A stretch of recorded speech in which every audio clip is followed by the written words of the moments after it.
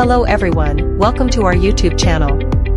Today we will be doing a detailed comparison of the two main cutting services, plasma cutting and fiber laser cutting.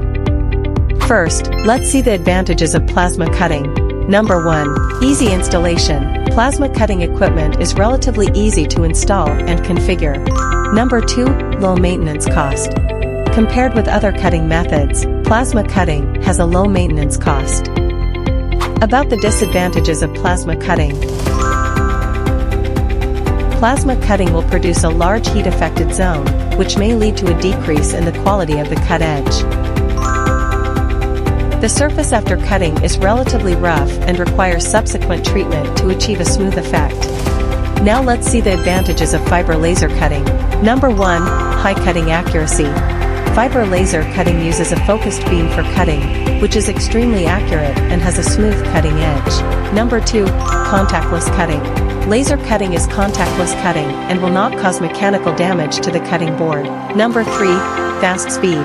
Although the speed may be slightly slower when cutting extremely thick materials, in general applications, laser cutting is also very fast. About the disadvantages of fiber laser cutting.